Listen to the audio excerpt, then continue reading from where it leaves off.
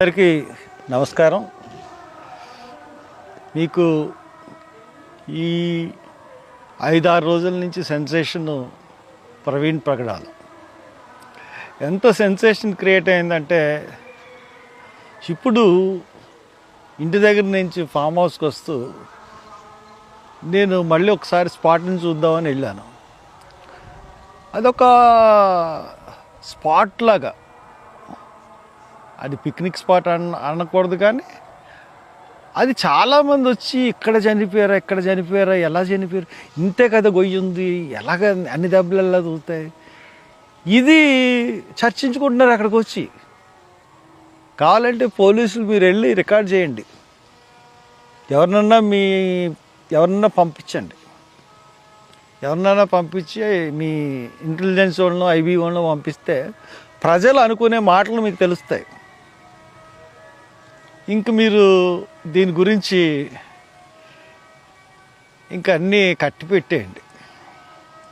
IG నిన్న SP గారు, IG గారు ఇద్దరు ప్రెస్ మీట్ పెట్టారు. ఇంక మీరు ఇంకా అబద్ధాలు మానేయండి, ఇద్దరు కూడా మానేసి ఎలా హత్య జరిగింది అన్నదాని మీద ఇన్వెస్టిగేషన్ చేయండి. ఎందుకు చెప్తున్నానంటే, ఇది హత్య, 100% ఇది హత్య. ఏ రకంగా చూసుకున్నా ఇది హత్య. మీరు నిన్న చూపించిన విధానం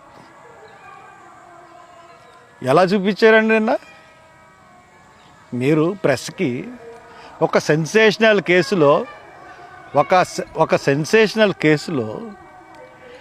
ఎంత ఒక్కొక్క క్లిప్పు ఎంత స్లోగా చూపించాలి, బిట్టు కింద ఒక స్టెప్ సెకండ్ కింద ఒక్కొక్క మీరు అంత స్పీడ్గా చూపించిన క్లిప్పింగ్ని మీరు ఎంత స్లోగా చూపించాలంటే, బిట్టు ఒక చక్రం ఒక ఇలాగ వచ్చిందంటే అది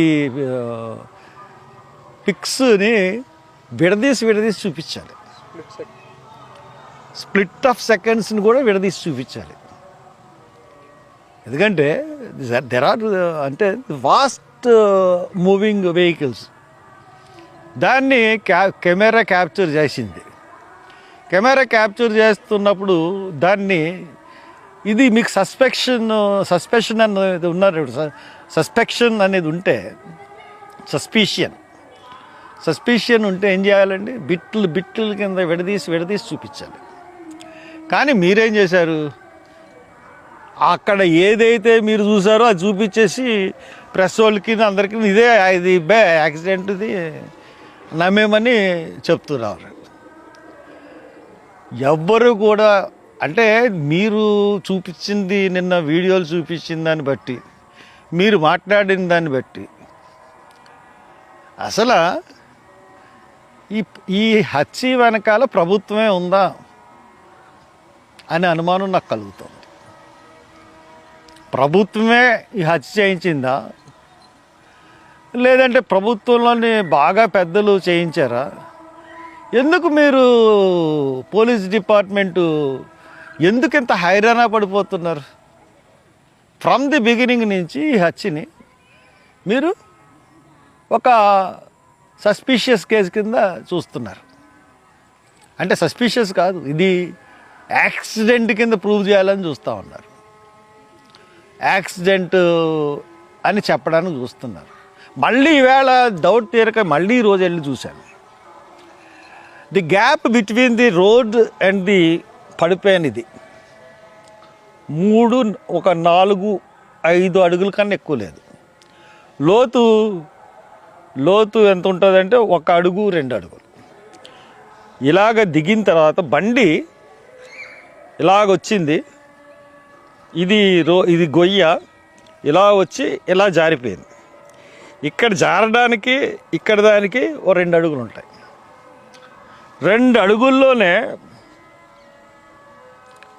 బండి జారిపోతే అంత దారుణమైన దెబ్బలు ఎలా తగులుతాయి ఎస్పీ గారు, ఐజీ గారు?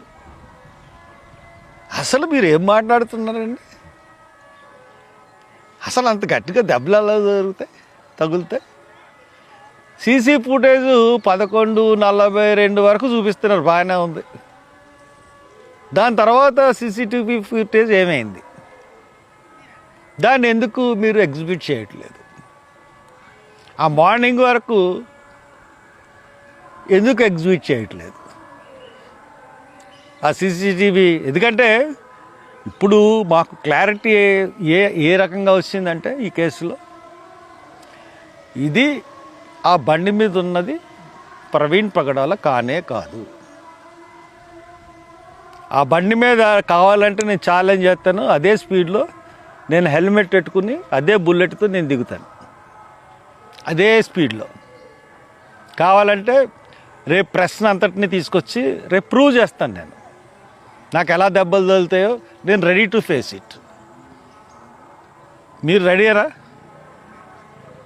లేకపోతే అనౌన్స్ చేస్తారా? సేమ్ అదే స్పీడ్లో అదే బండి నేను దిగుతాను డే టైం. ఎలా దెబ్బలు తగులుతాయి, కాలు ఇరుగుతుందా, చెయ్యి ఇరుగుతుందా, ఐ ఫేస్ ఇట్. నేను హెల్మెట్ పెట్టుకుంటాను, దానికే ఎలా దెబ్బలు తగులుతాయి, చచ్చిపోతానా బతుకుతానా చూద్దామా. ఇట్స్ ఏ ఫాల్స్, అంతా ఫాల్సే. దీన్ని బట్టి చూస్తే మటుకు ఖచ్చితంగా ప్రభుత్వం ఇన్వాల్వ్మెంట్ అన్నది ఈ కేసులో ఉంది. ఇంత గ్యారంటీగా నేను చెప్పగలుగుతున్నాను. కారణం ఏంటంటే విజయవాడలో బండి మీద మనిషి మారిపోయాడు. విజయవాడలోనే ప్రవీణ్ పగడాలని చంపేశారు. టైమ్ ఆఫ్ డెత్ చెప్పాలి కదా, టైమ్ ఆఫ్ డెత్ ఎందుకు అనౌన్స్ చేయట్లేదు? టైమ్ ఆఫ్ డెత్ చెప్పలేదు. డాక్టర్స్ మీరు అమ్ముడైపోయారా? సిగ్గుందా మీకు? ఏంటి మీ పోస్ట్ మార్టం? క్లియర్గా దెబ్బలు కనబడుతూ ఉంటే అసలు మీరు మనుషులా జంతువులా? అంత క్లియర్గా కనబడుతూ ఉంటుంటే మీరు దాన్ని సస్పీషియస్ అని ఎలాగిస్తున్నారు? ఫారెన్సిక్స్కి పంపిస్తామని ఎలాగంటున్నారు? క్లియర్గా దెబ్బలు కనబడుతూ ఉంటుంటే మనిషి మీద మీరు డాక్టర్లేనా? డాక్టర్ వృత్తికి అవమానం తెచ్చే విధంగా మీరు ప్రవర్తిస్తూ ఉన్నారు. మీ డాక్టర్లు చెప్తున్నారు. ఎంత గవర్నమెంట్ ఇన్వాల్వ్ అయి ఉంటుంటే ఇంత ప్రజలు మొత్తం మా రాష్ట్ర ప్రజలందరూ ఈ కేసు గురించి చూస్తూ ఉన్నారు. ఇప్పటికి కూడా ఇంకా జనం అక్కడ ఉన్న చూస్తున్నారంటే ఏమనాలి మిమ్మల్ని? అంటే గవర్నమెంట్ ఏం చేసినా చెల్లుతుంది, ఏమన్నా కప్పిపుచ్చేసి అనుకుంటుందా గవర్నమెంట్? నేను అందుకనే చెప్పాను, మీరు ఇటువంటి అధవేశాలు ఎత్తారనే హైదరాబాదులో పోస్ట్ మార్టం చేయిస్తా అన్నాను. ఈ డాక్టర్లు ఇద్దరు సరిగ్గా మీరు వచ్చి బయటకు వచ్చి చెప్పకపోతే మీ ఉద్యోగాలు ఊడిపోతాయి. చెప్తున్నాను, అక్కడ పోస్ట్ మార్టంలో ఎవరెవరైతే ఉద్యోగాలు చేస్తున్నారో మీరు అందరూ సంతకాలు పెట్టాలి, మీ ఉద్యోగాలు కూడా ఊడిపోతాయి. పోస్ట్ మార్టం ఎట్టి పరిస్థితుల్లోనూ కోర్టులో కేసేసి రాహుల్ గాంధీతో చెప్పించి సీఎంతో మాట్లాడి రీపోస్ట్ మార్టం చేయిస్తాం. వేరే కేసు మేము మళ్ళీ కట్టిస్తాం. అనుమానాస్పద మృతి కాదు, ఇది హత్య, దీని మీద మళ్ళీ చేయాలని. విజయవాడలో ఇప్పుడు హైదరాబాదులో ఆయన బండి బిగిన్ చేసినప్పుడు డ్రైవింగ్ ఇట్లా రిటార్గా కూర్చొని చాలా స్టైల్గా ఆయన బండి డ్రైవ్ చేసుకుంటూ వచ్చాడు. ఆ స్టాన్స్ అన్నది విజయవాడ తర్వాత లేదు. ఈ బొజ్జ ఇలాగా తొట్టిపాడు తర్వాత దాటిన తర్వాత నర్లజర్ల ఇవన్నీ కూడా ఇలాగ ఉంది. కాళ్ళు ఏమో పొడుగ్గా ఉన్నాయి, కాళ్ళు ఏమో ఇలా కవ్వూరు దగ్గరికి వచ్చాడు, కాళ్ళు కింద ఎట్టేసాడు. బండి వెనకాల సీట్లో ఉన్న బ్యాగ్ హైదరాబాదులోనేమో చిన్నగా బ్యాగ్ కనబడుతుంది, ఇక్కడికి వచ్చినప్పుడు బ్యాగ్ పెద్దగా ఉంది. మళ్ళీ మీరే చెప్తున్నారు బ్యాగ్ వంగిపోయింది. అసలు వంగడానికి ఆ బ్యాగ్ అవసరమేముంది? అది ఒక 2 జతలు పెట్టుకునే బ్యాగ్ అది.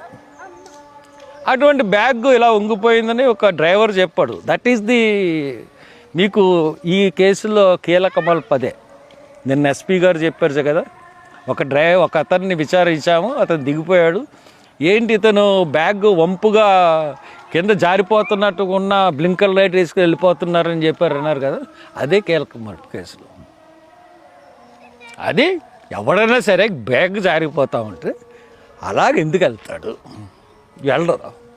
బ్యాగ్ని సర్దుకున్నాను పక్కన ఆఫ్ చేసి బ్యాగ్ని సర్దుకుంటాడు. లేకపోతే బ్యాగ్లో మరి ఇతన్నే తీసుకొచ్చారో, మరి వెనకాల ఇంకో కారులో తీసుకొచ్చారో, ముందే కారుని అక్కడ తీసుకెళ్ళి అతను పడుకోబెట్టేశారు. మొత్తం మీద ఏదో జరిగింది. ఇది మానేసి ఇంకా సస్పీషియస్ డెత్, లేకపోతే సస్పీషియస్ ఎన్ని మర్డర్ సస్పీషియస్గా ఉంది, యాక్సిడెంటా తెలియట్లేదు. ఇదా మీరు చెప్పేది? మీకు కేంద్ర ప్రభుత్వంలోని పెద్దలు కూడా ఇన్వాల్వ్ అయ్యారేమో తెలియట్లేదు, లేకపోతే రాష్ట్రంలోని పెద్దలు, హైదరాబాద్లోని పెద్దలు, ఈ బీజేపీ పార్టీ వాళ్ళు, ఇక్కడ రాష్ట్రంలోని ఏళ్ళు, అంటే పార్టీలోని అందరూ ఇన్వాల్వ్ అయ్యారన్నది నా ఉద్దేశం కాదు, కానీ ఖచ్చితంగా కొంతమంది హస్తం మటుకు దీంట్లో ఉంది. లేదంటే పోలీసులు ప్రతి నిమిషం ప్రతి సెకండ్ యాక్సిడెంట్ అని ప్రూవ్ చేయడానికి ఎందుకు ప్రయత్నిస్తారు? నిన్న అది చూసినట్టయితే మనం